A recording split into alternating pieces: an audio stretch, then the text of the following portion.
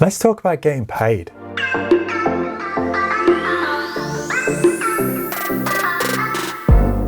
What's up guys, it's Paul from eCommerce Gold, and in this video we're going to be talking about how you get paid. This is because a lot of people don't seem to put a lot of planning into it when it comes to what payment methods they're going to use on their website. But you do want to have a plan in place, so it's just easier when you're setting up your website, so you know exactly which payment method you're going to go through and you've got to get set up. Now for this video, I've combined my own experience of running e-commerce websites and also went over to the guys at Datanize, I think that's how you pronounce their website, and checked out their top 10 payment gateways worldwide. And you can see the result of their market share on screen now. Now for this video, I'm going to be basically looking at just getting started. So when you're just starting out with your e-commerce website. And the first thing is you want two main payment options when you're just launching your website. The first one is PayPal. Now this is because PayPal is a globally trusted payment method. It started off as eBay's basically payment gateway, and it's gone on to be the largest payment processor in the world, evidenced by the fact that it has over a 50% market share, which is incredible for something that started out so small. And the reason for basically PayPal's growth is because people trust it. It's a trusted and recognized brand. And this is really important when you're just getting started out. The reason is because people don't know you and they don't trust you. You're just a random website on the internet. But by having a payment method that they trust, they're going to be more likely to make a purchase from you because they know they've got buyer protection from PayPal, which adds that level of trust and security that's going to enable you to get sales.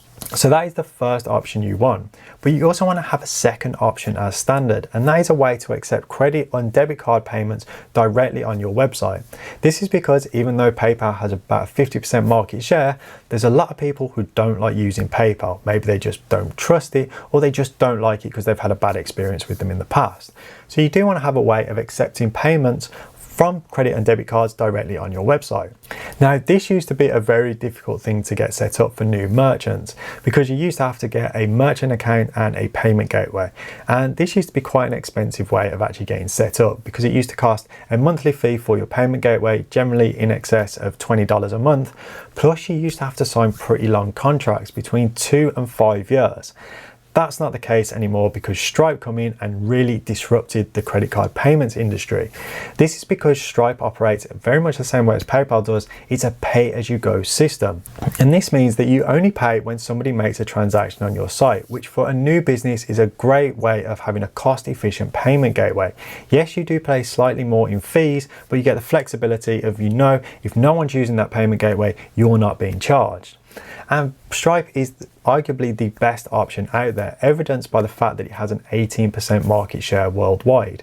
And even big names are starting to move from traditional payment gateways and payment processors over to Stripe because it offers so much more flexibility, and also there's so many features available in terms of security through the Stripe platform. So those are the two basic options you're going to want on your website, which is PayPal and a way of accepting credit and debit card payments. And I would recommend going with Stripe when you're just getting started. But what about when your business starts to grow? What about when you're starting to get more sales and you want to start adding alternative payment options? Well, there's a few options you can add that potentially will increase the number of conversions that you get. So the first option I would consider adding is Amazon Pay. And this is because Amazon Pay is becoming more and more popular, and it's also becoming a great alternative to PayPal, evidenced by the fact that it has over a 3% market share and actually makes it one of the largest payment gateways in the world. And this is unsurprising really, because Amazon is the largest e-commerce website in the Western world, and pretty much everybody has an Amazon account. And with this, they've already added their payment details, so their credit cards, their debit cards, bank accounts, whatever it is, they've already added it to their Amazon account.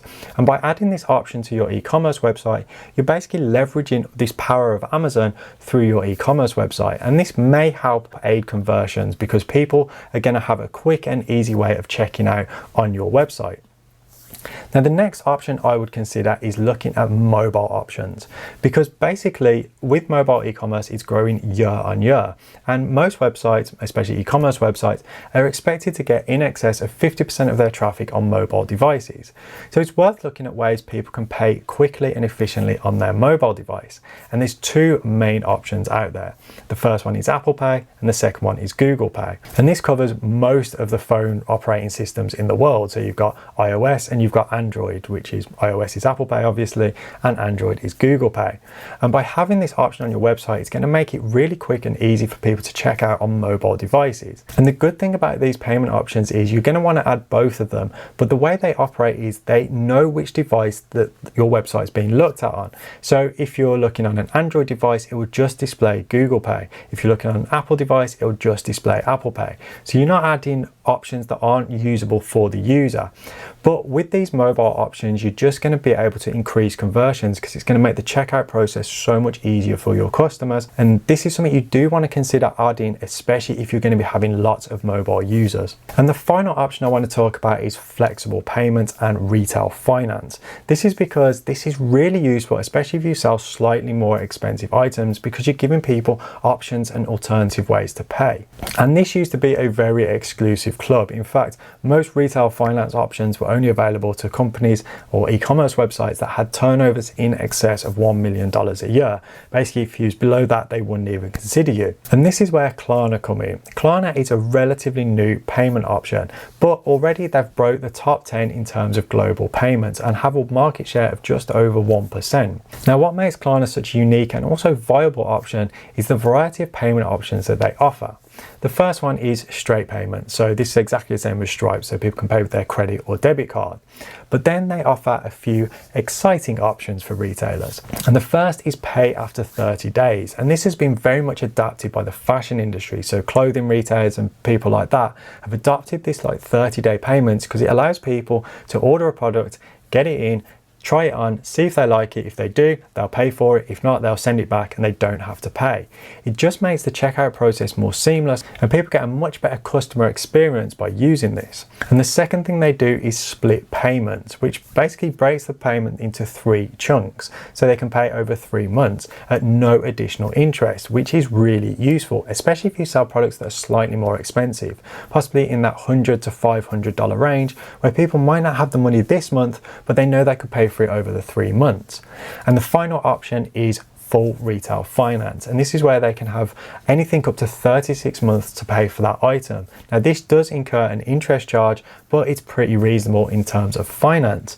But this is great if you sell more expensive items. So if you sell items maybe $500 or more, and people aren't going to be able to just make that as an impulse purchase because they might not have the funds available, but they know they can pay so much a month, and if that fits into the Klarna setup, they're going to be more inclined to make that transaction.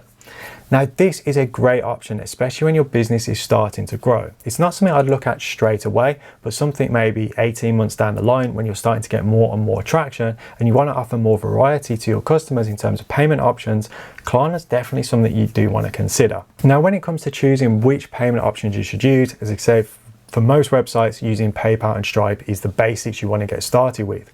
But as you're moving through your business, you want to be constantly evaluating where your customers are coming from, what traffic sources they are, and then basically try implementing some of these payment gateways and seeing what kind of results you get. So for example, if you installed Amazon Pay and you saw an uptake in people using it, you know it's going to be a viable option for your website.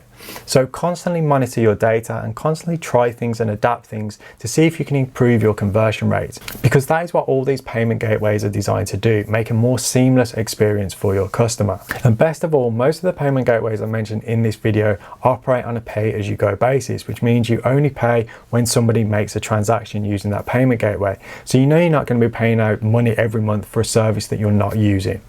Now, if you want to check out any of these options, I will leave links in the description below so you can go and check them out for yourself. And another good thing about all of these options is they all have integrations with the most popular shopping carts that are out there. So Shopify, BigCommerce, WooCommerce, all of these big names have integrations with these payment methods, and generally you're not going to get charged for it as well, which is another bonus.